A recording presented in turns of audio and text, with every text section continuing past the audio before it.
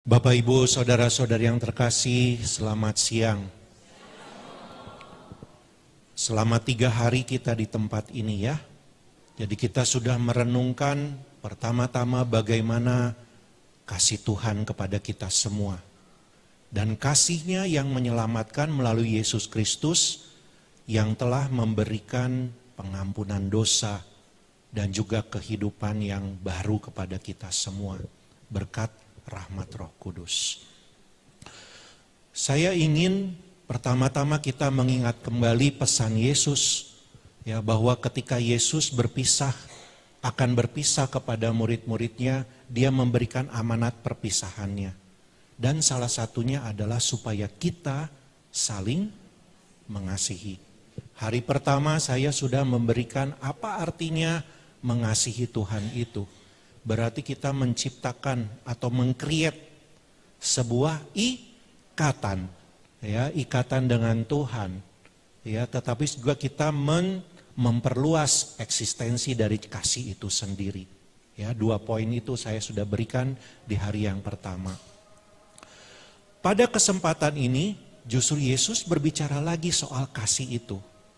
Jika kamu mengasihi aku dan menuruti firman-Ku, ya, maka aku akan pergi kepada Bapa dan tinggal bersama Dia, dan kami akan datang dan tinggal bersama dengan kita semua. Ya, dan tidak lain dan tidak bukan itu adalah Bapa, Putra, dan Roh Kudus. Coba bayangkan, tinggal di dalam diri kita.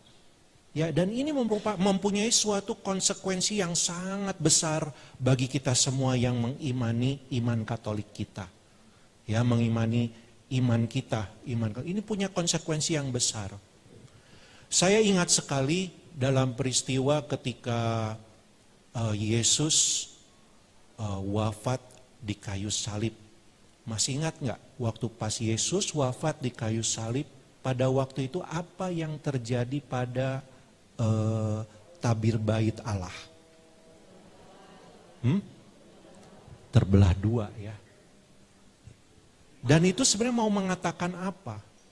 Kalau dulu 2000 tahun yang lalu bangsa Israel mau ketemu dengan Tuhan, mereka harus pergi ke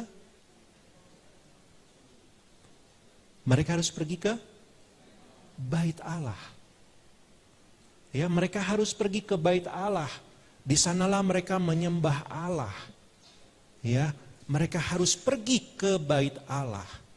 Tetapi ketika Yesus wafat, bait Allah itu terbagi menjadi 2, dan itu mau mengatakan bahwa hubungan antara Allah dengan manusia melalui kematian Yesus sekarang menjadi lebih dekat. Dan hari ini, Bapak, Ibu, Saudara-saudara yang terkasih, itu lebih lagi kita ketika kita mendengarkan tadi bacaan Injil ya. Bapa dan Putra dan Roh Kudus, dia tinggal di dalam hati kita. Ya, sehingga sebenarnya ini mau mengatakan apa? Seringkali di dalam kehidupan kita ketika kita punya persoalan, kita cari Tuhan itu ada di mana. Betul tidak? Tuhan, di mana Engkau? Kok Engkau tidak ada ketika aku menghadapi persoalan?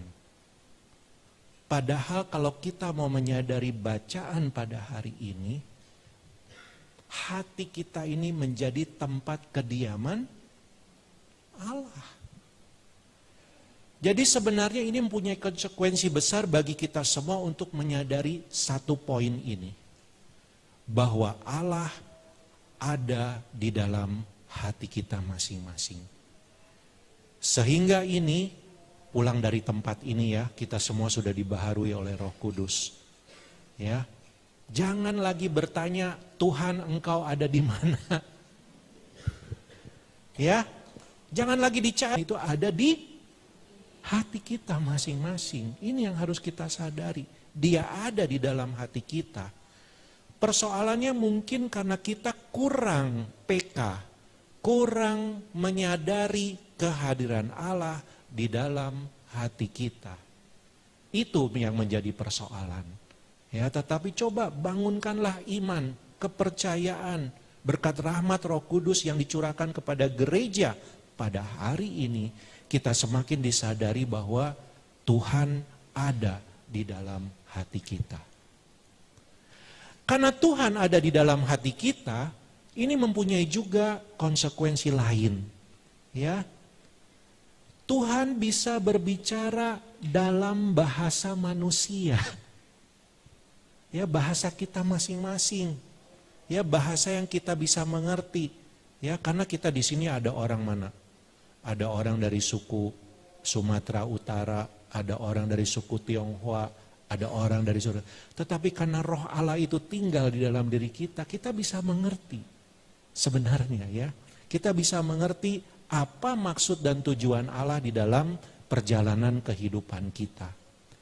Sekaligus juga kita mempunyai tugas, jadi bukan hanya ini secara internal dia hadir di dalam diri kita, tetapi coba kita lihat kehidupan para rasul. Mereka adalah orang-orang yang sederhana.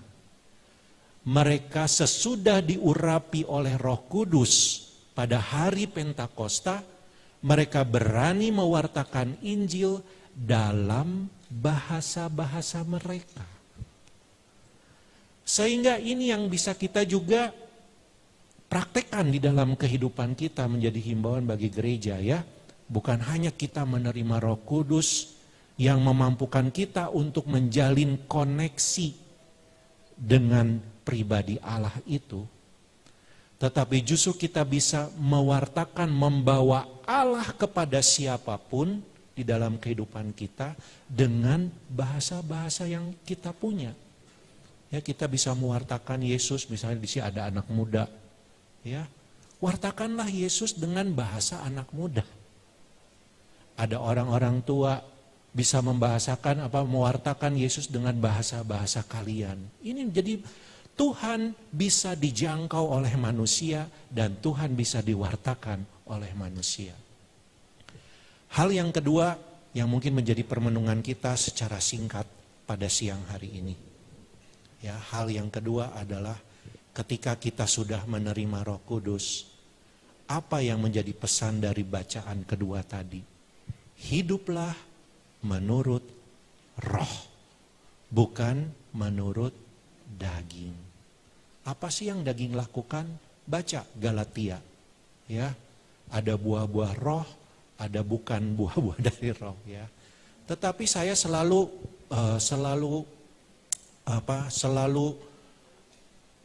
memberikan satu keyakinan dan satu pengertian, dan ini menjadi keyakinan kita semua sebagai keyakinan gereja. Di mana ada Roh, di situ selalu ada persatuan. Kenapa saya katakan gini? Roh Kudus itu menyatukan. Sebagaimana Roh Kudus menyatukan para rasul, mereka bisa mengalami bagaimana Allah yang ada di dalam diri mereka dan mereka bisa mewartakan dalam bahasa mereka, menyatukan semuanya kan ya, seperti itu. Dan ini yang menjadi pesan bagi kita, Roh Kudus itu menyatukan sehingga kalau misalnya hati kita dalam perjalanan hidup rohani dipecah-pecah, nah ini maksudnya itu dipecah-pecah. Masih ingat kemarin saya bilang soal 3 daya batin? Menurut Santa Teresa dari Avila, ingat? 1, intelektual. Yang kedua adalah kita punya emosi.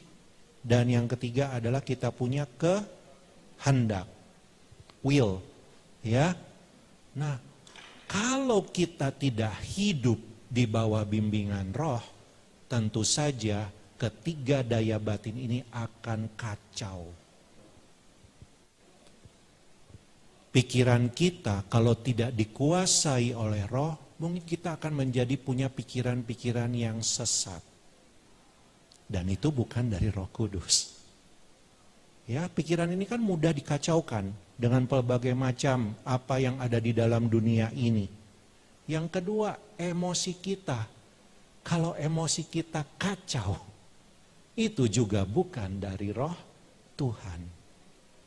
Ya, jadi coba ketika kita menyelidiki diri kita masing-masing, roh selalu menyatukan untuk pribadi.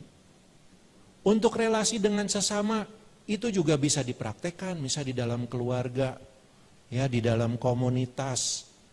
Roh Kudus dalam komunitas, dalam keluarga menyatukan. Sehingga kalau ada buah-buah yang bukan roh, yang menimbulkan perpecahan dalam keluarga, dalam komunitas, itu bukan dari Roh Kudus. Ya, jadi ini menjadi satu patokan untuk kita ketika kita mengalami emosi yang tidak baik, ketika kita mengalami pikiran yang kalut mengerti ya, pikiran yang kacau, yang kalut, kita harus diam, menyadari, oh ini bukan karya roh. Ketika kita melihat situasi rumah, panas, ya, kayaknya bawaannya marah terus di rumah itu, ya, kita harus juga menyadari apakah ini roh Allah apa bukan yang tinggal di rumah kita ini. Ya, ini menjadi ukuran bagi kita semua. Ya. Sekali lagi, hari ini adalah hari raya Pentakosta, hari raya bagaimana kita semua bersama dengan gereja dibaharui kembali di dalam Roh Kudus. Semoga melalui perayaan Ekaristi pada hari ini yang kita rayakan, kita semakin menyadari karya roh di dalam kehidupan kita, dan kita mau dibimbing oleh rohnya. Tuhan memberkati kita semua.